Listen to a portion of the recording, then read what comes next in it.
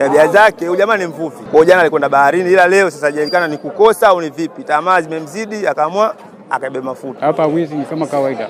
Maana polisi angejenga kituo pale, ungekuwa na usalama, ingekuwa kuna usalama zaidi. Yule aliiba kama nilikueleza kwamba alivyoiba akachukua katoa mbaloni akaweka pale mnadani kwa ajili ya subiria askari wafike. Ni mtu mmoja anayefahamika kwa jina moja Idrisa amenusurika kifo baada ya kuungua moto ndani ya chumba alichohifadhiwa kufuatia tuhuma za kuiba mafuta ya petroli yanayotumika kwenye vyombo vya uvuvi katika soko la Sahare eneo la Kasera mkoani Tanga, huko chanzo cha moto kikidaiwa kuwa ni mabaki ya mafuta yaliyokuwepo ndani ya chumba hicho. Wakizungumza na vyombo vya habari, mashuhuda wa tukio hilo wamesema mtu huyo anafahamika katika eneo hilo na amekuwa akijihusisha na shughuli za uvuvi, hali inawashangaza wengi kumuona akituhumiwa kuhusika na tukio hilo. Kwa upande wake, afisa habari wa Jeshi la Zimamoto na Uokoaji jijini Tanga Alfani Mwina akithibitisha kutokea kwa tukio hilo, amesema walipokea taarifa kwa wakati na kufika eneo la tukio ambapo walifanikiwa kufanya uokoaji. Hata hivyo, naibu meya wa jiji la Tanga Halidi Rashidi amesema soko hilo limekuwa na mchango mkubwa katika kukuza mapato ya halmashauri, huku akiahidi kuwa watajipanga kulirejesha katika hali yake ya kawaida baada ya kupata athari hizo. Nikiripoti kutoka mkoani Tanga, Yusufu Msangazi, Jambo TV. Tabia zake huyu jamaa ni mvuvi. Kwa jana alikwenda baharini, ila leo sasa hajajulikana ni kukosa au ni vipi. Tamaa zimemzidi akaamua akabeba mafuta. Baada ya kushikwa, yani sheria hapo ukishikwa na umebeba mafuta unapelekwa ofisini na ushahidi wako. Sasa huyu jamaa anavyojulikana, huyu jamaa ni mjelajela ni kiufupi. Kwa kaamua alete ugaigai akajiunguza, sijui mwenda julikani kajiunguza. Kwa kuunguzwa ni uongo. Sasa huyu jamaa ni mtu wa kutumia sigara. Huenda kaasha sigara huko ndani kwa sababu alipoingizwa mule ndani hajasachiwa. Sio kituoni ndo unasachiwa na tola vitu vyako vyote uko vya hatari. Kaingia mule ndani huenda kafuta sigara ndio katokea hivyo. Tulikuwa tuko msikitini pale tukasikia kelele, watu wana kimbia, tukajua sisi labda ni mwizi. Kuja kuangalia tuona ni moto. Kuja hapa tukafanya maarifa ya kutoa kila kitu mle ndani, tukasaidia ili kadhalika mpaka watu wamefika hapa. Hapa wizi ni kama kawaida. Maana polisi angejenga kituo pale, ungekuwa na usalama, ingekuwa kuna usalama zaidi, lakini hakuna usalama wa polisi hapa. Mtu akichukulia mpaka wewe ungeibiwa umpeleke polisi. Kwa hiyo wao wanaona rahisi, wanaona kila kitu fair. Wakiba chumba geni wanarudi mara moja. Waache tabia za kupenda maisha ya mbele ya maisha makubwa wakati wao hawana uwezo. Kwa hiyo kutaka cha mtu ni kujitafutia maisha mabaya. Kama haya alimkuta mwenzetu, tamaa za ziada. Kwa hiyo zimemfikisha hapa alipofika. Tunawasia ndugu zetu, sawa, watafuta shughuli za kufanya. Wizi sio jambo zuri. Huyu bahati nzuri imejitokeza mwenyewe na ndio maana watu wamemsaidia.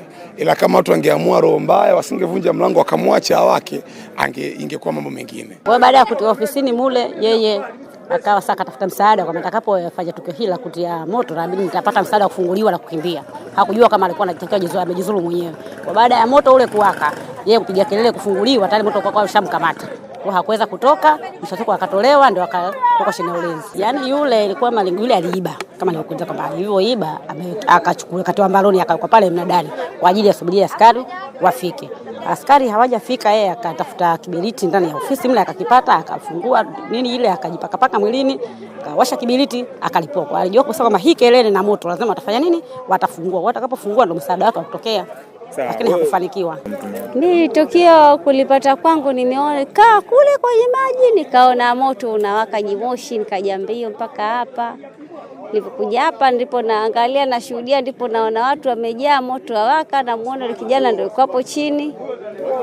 Ndio nauliza imekuaje jamani, ambiwa bwana alikuwa kaenda kule kachua mafuta.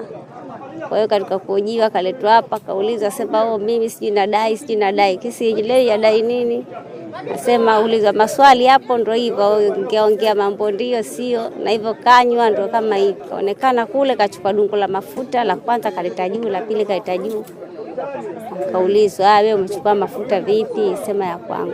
Katika kushikwa nataka kupigwa, kamba msipija, kaletwa mnadani. Aletwa mnadani, ambiwa haya kwa nini umechukua mafuta? Sema mimi nimechukua mafuta sijaiba, nimechukua haki yangu. Haki yako vipi? Mimi nadai hela yangu sijalipa. Kwa nini usiseme? Kachukuliwa kaekwa lukapo. Saa 7:29 tulipokea simu ya tukio la moto Kasera Sahare kwenye ofisi za uvuvi kwamba kuna moto unawaka. Kwa hiyo kwa haraka na sisi tukatoka kwa ajili ya kuja. Tulikuta majeruhi mmoja ambaye kwa mujibu wa maelezo wa mashuhuda wanasema ndiye mhusika aliwasha moto Kwa nini aliwasha moto? Inawezekana na sababu zake, vyombo vingine viko naye, ijapokuwa kwanza kapelekwa kwa ajili ya huduma kwa sababu ni haki yake, lakini bado vyombo vinafuatilia kujua kwa kina zaidi.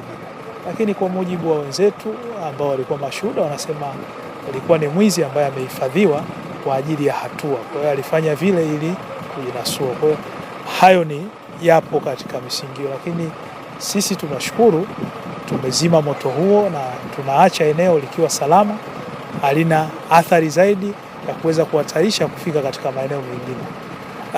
Kimsingi tumefaulu kwa kuwa kwanza tumewahi kwa wakati, jengo zima halijaisha, lakini bado tumesaidia kunusuru hata vile vyombo ambavyo vimepaki pembeni ambavyo viko takriban 200 visiweze kupata kadhia hii ya moto. Kwa hiyo bado tunawasisitiza wananchi watoe taarifa kwa wakati kupitia namba yetu ya dharura 114. Kwa niaba ya mstahiki meya wa jiji la Tanga kama naibu meya wa jiji la Tanga, tumesikitishwa na hili tukio ambalo limetokea hapa na limetushtua sana, na hapa ni mahali ambapo si ni chanzo kikubwa cha mapato ya halmashauri jiji la Tanga. Kwa hatua za haraka ambazo tutazifanya ni kuja kuboresha ofisi hii ili ziendelee kufanya shughuli zake. Lakini la pili ni wape pole wananchi wa eneo hili, nimpe pole Mheshimiwa diwani wa kata hii ya Mnyanjani Tobias Yaule kwa tukio hili ambalo wakazi wake na wavuvi wamelipata. Ni tukio ambalo la kusikitisha, ni tukio ambalo hatukulitarajia, lakini yote kwa yote tumshukuru Mungu kwamba hakuna majeruhi, hakuna mtu ambaye ameumia wala hakuna mtu ambaye